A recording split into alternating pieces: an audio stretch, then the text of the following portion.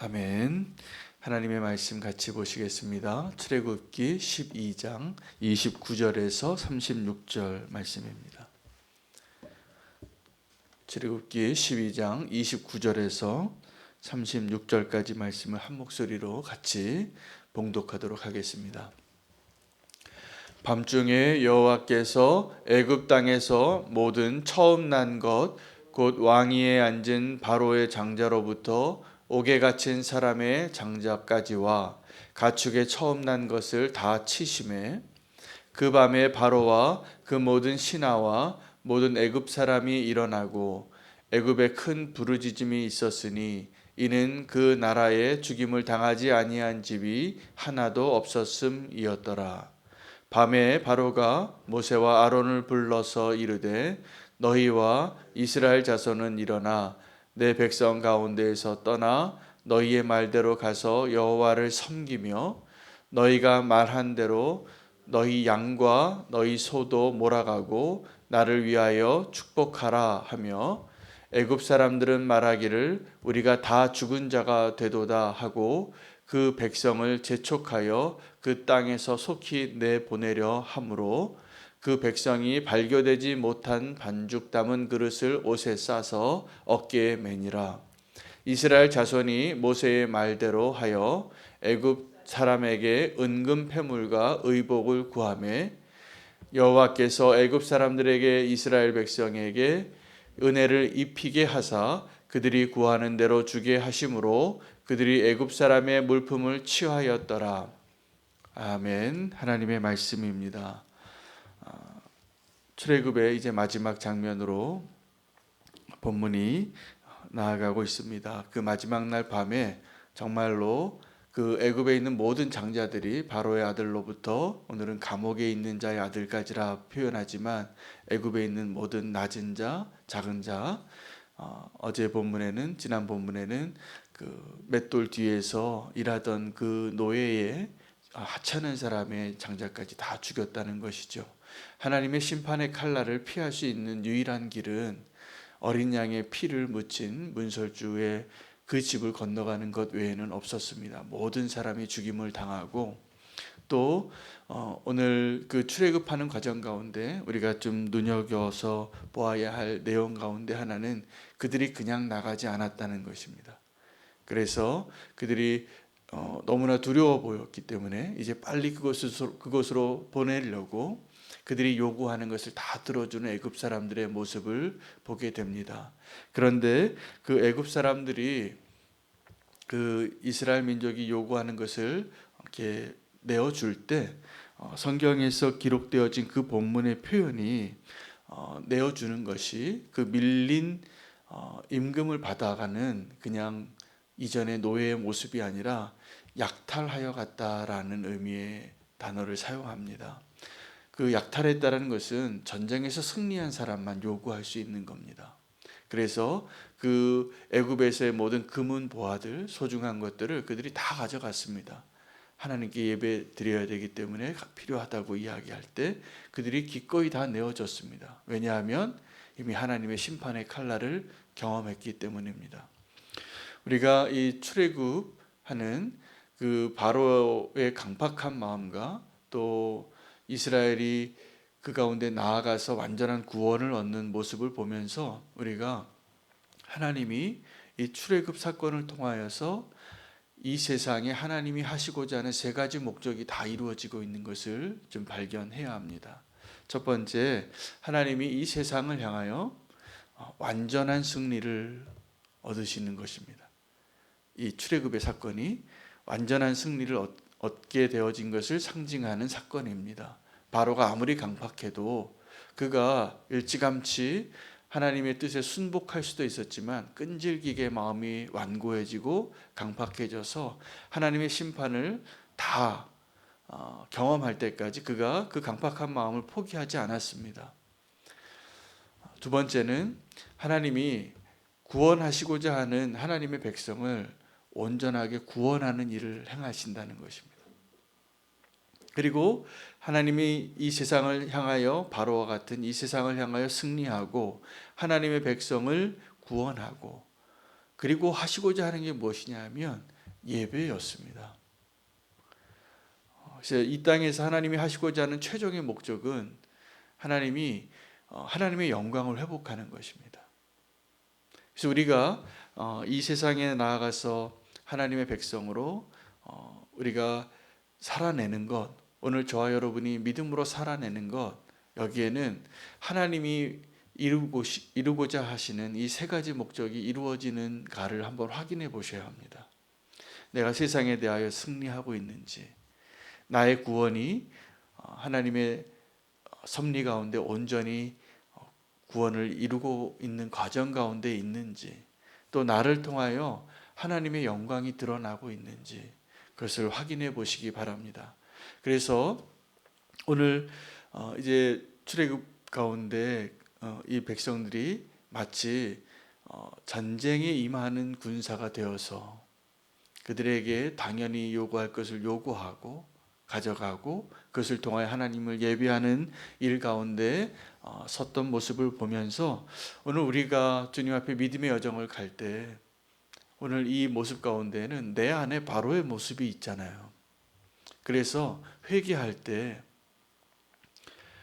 우리가 회개를 하지요. 회개를 하는데 여전히 반복되는 회개를 하는 경험이 있습니다. 내가 교만하면 안 되는데 왜 이렇게 또 교만했나? 내가 이렇게 욕심을 부리면 안 되는데 내가 또 왜 이렇게 욕심을 부렸나? 내가 이 음란한 죄를 지으면 안 되는데 왜 또 이렇게 음란한 죄에 빠졌나? 우리는 이렇게 반복되어지는 죄에 우리가 지금 살아가고 있는데 하나님이 정말 원하시는 것은 이 과정들 속에서 하나님이 완전한 승리를 얻기를 원하시는 거예요. 여러분, 완전한 승리는 우리가 그렇게 놓아주지 않으려고 하는 그 바로의 손길에서 우리가 얼마나 자유한가. 여러분, 그 마지막에 자유해지는 출애굽하는 그날에는 치열하게 촌각을 다투는 모습입니다. 그 밤에 바로가 불러요, 모세와 아론을. 이제 떠나라고. 왜냐하면 통곡 소리가 들렸거든요. 자기 아들도 죽고 모든 애굽 사람의 하나님의 칼날이 임한 것을 이제 경험한 거죠. 그 전에는 이 마지막 칼날이 임하기 전까지 다 경고였어요. 9가지 재앙이 정말 놔주기 전에. 그런데 그 마지막에 하나님의 심판의 칼날이 임할 때까지도 이 바로의 마음이 얼마나 강팍한지, 기회만 있으면 또다시 나중에 이 6월절의 사건 이후에도 나중에 한 번 더 강팍해지잖아요. 언제요? 자기가 멸망을 당할 때입니다. 홍해에 다 잠길 때 한 번 더 원수는 그렇게 한 번 더 강팍한 마음으로 반역하다가 하나님의 심판의 자리에 들어갈 거예요. 그것을 못 바꾸는 것이죠. 그러나 하나님의 백성인 저와 여러분은 우리가 정말 하나님이 원하시는 모습으로 완전한 승리 가운데 나아갈 수 있도록 오늘도 하나님 앞에 믿음으로 설 필요가 있습니다. 그리고 온전한 승리를 얻을 수 있도록 내 안에 우리가 하나님 앞에 기도할 때도 주일날 대표 기도하실 때 장로님들이 또 대표 기도자가 습관적으로 하는 기도의 제목이 있죠. 우리가 일주일 동안 죄악 가운데 살다가 이렇게 주일날 주님 앞에 나와서 예배한다고. 이게 너무나 현실적이기도 하고 실제로 우리의 모습이기도 하고 또 연약한 모습이기도 하지만 정말 하나님이 원하시는 승리는 그 기도가 이제 그만 드려지는 걸 겁니다. 우리가 일주일 동안 죄악 가운데 살다가 일주일 와서 주일날 와서 하나님께 면죄부 도장 찍고 숙제하듯이 그렇게 살아가는 것이 아니라 어쩌면이 아닙니다. 분명입니다. 하나님은 그 예배에 승리한 자가, 하나님 앞에 구원을 얻은 것이 분명한 자가, 내가 이제 믿음으로 서서 세상에 나가서 이전에는 내가 그렇게 이 세상의 죄와 나의 연약함에 굴복했던 그 모습을 승리하는 모습으로 기뻐서 주님 앞에 그렇게 살아낸 모습으로 주님 앞에 예배하는 것을 하나님 기뻐하지 않으시겠습니까? 그래서 우리의 예배가 그 목적으로 이제는 정말 자유한 자로, 이전에는 그 노예된 자의 모습으로 살았잖아요. 우리가 내 욕심의 죄, 욕심의 노예, 또 죄의 노예, 그 무거운 짐에 짓눌려서 절망의 노예, 그렇게 살았던 그 모습을 하나님께서 이제 우리가 정말 믿음으로 서고 승리하고 자유하고 기뻐하고 영광스러운 모습으로 서기를 원하시는 하나님의 마음을 좀 발견할 수 있으면 좋겠습니다. 근데 그것이 언제 가능하냐면 내 힘으로 싸워서 불가능한 겁니다. 내 힘으로 싸워서 그 승리를 얻을 수 있기가 어려운 이유는 사실은 하나님의 가장 마지막 원수가, 대적이 내 안에 있기 때문이에요. 그래서 내가 그 싸움을 싸워서 내가 아무리 결단하고 아무리 충성하고 아무리 인내심이 많고 아무리 충성돼도 내 힘으로 그 싸움을 이길 수가 없어요. 정말 하나님의 원수가 나이기 때문입니다. 그렇잖아요. 그런데 정말 하나님이 나를 자유케 하고 나를 구원하고 승리하게 할 수 있는 그 유일한 길은 내가 싸우는 것이 아니라 하나님이 싸우는 겁니다. 그래서 우리가 다시 한번 십자가로 나아가야 하는 것이죠. 십자가의 그 자리는 죽음의 자리이지만 다시 한번 부활의 자리이기도 합니다. 그곳에서 죽고 다시 살아가는. 근데 그 일을 내가 해서 내가 그 십자가를 지고 가서 내 목숨 하나 구할 수 있는 능력이 없어요. 그 예수님에게 조롱했던 그 사람들처럼 네가 어떻게 다른 사람 구원하느냐고 말하냐고, 너 자신이나 구원하라고 조롱할 겁니다. 그 조롱은 사실은 우리가 그 조롱받을 만한 모습이에요. 너나 구원해라, 너나 잘하세요. 그 말에, 그 사단의 송사에 피해갈 수 있는 사람이 하나도 없는 겁니다. 사단은 충분히 우리를 송사할 만해요. 너나 잘하라고. 우리가 너나 잘하라고 말하는 그 사탄의 송사에 피해갈 만한 능력이 아무도 없어요. 사실은 주님만이 하실 수 있는 그 일을 주님이 해주신 겁니다.